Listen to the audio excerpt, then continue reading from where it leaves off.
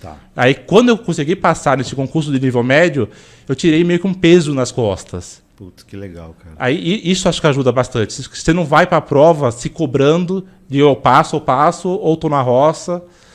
Aí eu senti isso quando comecei a prestar concurso depois de estar empregado com nível médio. É outro esquema, né? A pressão, é outro esquema, a pressão diminui. Porque o conhecimento, lógico, eu tenho conhecimento de um ano e meio acumulado, mas essa pressão psicológica que eu considero que foi importante para eu começar a passar em concursos maiores.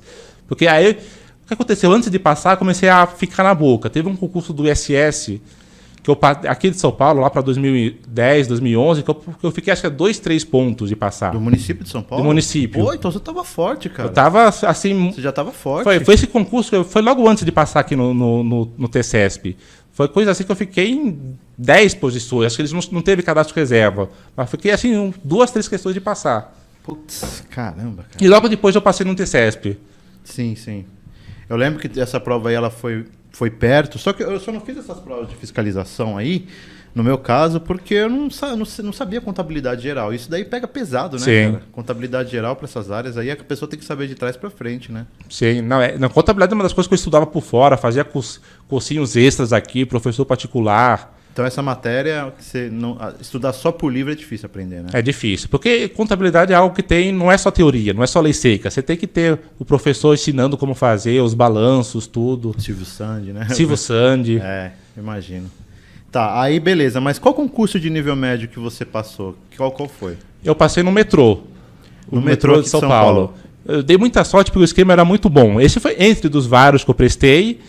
E esse, por ser o conteúdo que era só matemática, português, raciocínio, coisa básica, assim, não vou ter que estudar para ele. Então, eu só me inscrevi e fui lá prestar a prova. Consegui passar porque era só conteúdo de nível médio, não tinha nada específico, não vou ter que parar de estudar. Você já estava com uma puta base boa, né? Essa era a base que eu tinha da faculdade, tudo, era coisas que eu estava estudando para o concurso de nível superior, então era o suficiente para eu prestar essa prova. Então, beleza, vou lá, presto, passei. Eu sempre escolhia concurso assim, não é por exemplo, TJ, que tem muita coisa, é de nível médio, mas tem muita coisa específica para ele.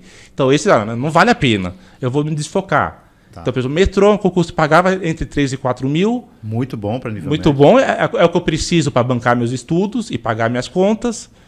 E passando, isso não falava de tal, mas passando lá eu descobri que tinha plano de saúde top, eu andava de metrô de graça, benefício bom. Você já economizava aí. Economizava. Uns 300 pau por mês. Que para a realidade era ótimo.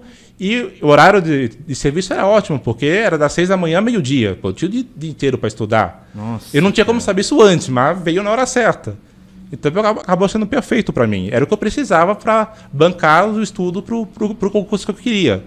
Porque você chegava imagina, área de manutenção, né? Eu trabalhava de suporte à área de manutenção. Imagina que você chegava cansado. E era, assim porque você tinha gás. Eu acordava 4h30 da manhã para pegar metrô, para ir trabalhar. Chegava em casa meio-dia e meia, estudava, ia para academia para cuidar da saúde, claro. Que também senão eu não aguentava o trampo. Aí eu ficava uma hora na academia, depois voltava, estudava até as 9, 10 horas da noite, aí dormia. Você estudava então da meio-dia e meia, 1h? Você estudava umas 2, 3 horas e relaxava quando estava cansado, ia para academia para espairecer um pouco, aí voltava e estudava até a hora de dormir. Porque nesse momento aí, imagino que você já estava muito bom já, né, nas provas. Sim, depois de um ano estudando, então adquiri essa base para poder trabalhar junto com o estudo. Tá, então, como você já tinha uma base boa, isso te ajudou bastante, mas conta aí pro pessoal, até pro pessoal que está em casa saber, como que era de fato o seu método de estudo, como que você fazia, tudo, pode explicar tudo que você puder aí pro pessoal saber. Nesse um ano eu foquei principalmente nos cursinhos presenciais, porque eu gostava de estar cara a cara com o professor. Então eu inicialmente eu fiz aqui o Meta, aqui nesse curso extensivo para a Receita Federal, e depois, conforme eu fui indo para o ICMS, ao longo desse ano, eu comecei a pegar esses outros cursinhos. Tinha um formação, que era junto com o Meta, mas fazia módulos separados. Tinha um Qualidade aqui na República também, com o Felipe Máscara, na época, que coordenava lá. E tinha uma equipe aqui na 7 de abril. Era o mais top, né? Que era o mais top, que era que a gente escolhia os módulos, que era o mais lotado. E na época bombava, eram os principais. Que não tinha tanto online ainda, estava começando. Não, só tinha o Eu Vou Passar, lembra? Eu Vou Passar, eu lembro, eu entrava. Ponto dos concursos, lembra? E era o top, salas lotadas, tinha professor que vinha de Brasília, final de semana. Eu gostava, na época, eu gostava muito desses presenciais. Então, eu usava o dinheiro que eu tinha justamente para isso. E em casa, eu gostava muito de livros, aqueles livros de editora Ferreira, concursos. Juspós, todos esses. O que eu gostava das matérias que eu precisava, eu pegava esses e lei seca. Pegava a lei seca, complementava com a doutrina. Isso eu dava por isso. E exercício, livros de exercício. Esses livros tinham bastante exercício. Eu estudava sempre, então, escolhia por dia 2 matérias, a constitucional, administrativo, ou normalmente uma teoria e um de exercício. Então, uma matéria teórica, outra matéria mais prática, por exemplo, direito constitucional e contabilidade, para não ficar só uma coisa muito maçante. E isso daí era todos os dias assim? Todos os dias. Você dava folga?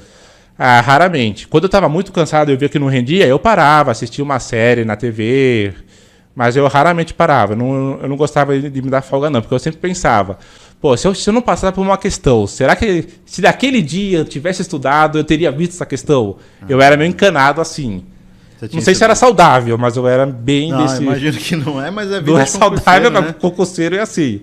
Sempre pensava, pô, se aquele dia que eu fui no cinema... eu tivesse estudado, será que não vai fazer falta lá pra frente? Porque quando você não estudava, a consciência pesava? Pesava. Pesava? Pesava. É mesmo? Pra mim pesava. Tipo, você falava, vou pegar folga amanhã. Aí você tá na folga, você tá lá, eu devia estar estudando. Devia estar estudando.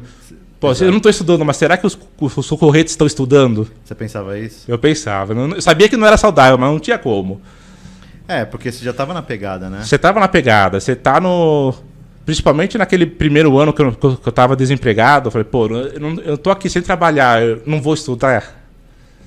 Talvez isso seja até importante pra galera que tá assistindo a gente, pra galera que tá em casa assistindo a gente, que embora quando você não tá trabalhando a pressão seja alta, se você tiver apoio da família, tem que tentar desvincular isso, né? Da pressão, porque fica mais difícil de passar no concurso público, né? Sim. A gente entende, eu acho que talvez seja a situação de metade da galera que presta concurso aí, que não está desempregado, às vezes não tem apoio e a pressão é gigante, mas tem que trabalhar o psicológico, Sim, né? A pior pressão é que eu me exercia. Sim, você não tinha pressão de ninguém? Não, meus pais não me cobravam. Mas eu me sentia, falei, pô, eu já estava numa idade que eu devia me sustentar. Não foi culpa minha, não fui demitido porque eu pisei na bola. E meus pais entendiam isso, tanto é que eles não me cobravam. Mas, pô, eu tô numa situação que eu quero passar o mais rápido possível pra... Pô, eu quero me sustentar. Eu queria coisa, eu queria viajar pelo mundo, eu tinha esses sonhos.